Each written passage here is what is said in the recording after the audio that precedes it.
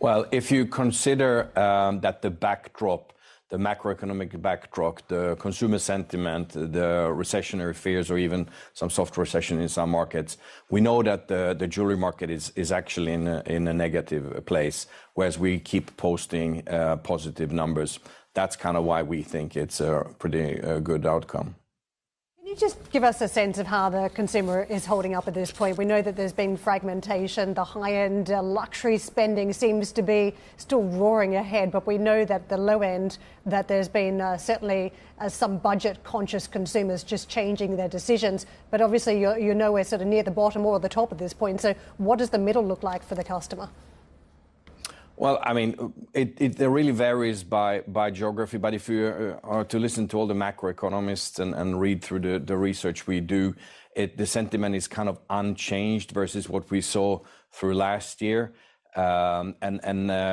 Maybe we see a bit of a more positive or start of a positive view in Europe. I think North America continues to be rather in the negative still, and then the rest of the world, it really depends on which part of the world you look at. But on balance, I think what we are still looking at is a quite uncertain future.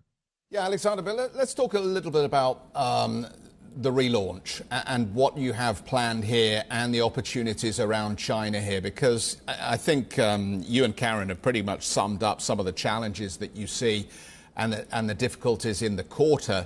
What about the future? Tell us about the relaunch. Tell us what's exciting.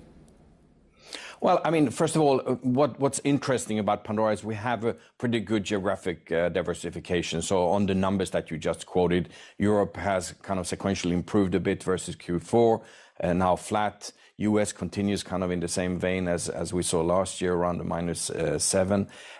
Whereas the rest of Pandora grows by 12 points. So on balance, you kind of get to that 1 point of organic growth. So geo diversification, I think, is an important parameter.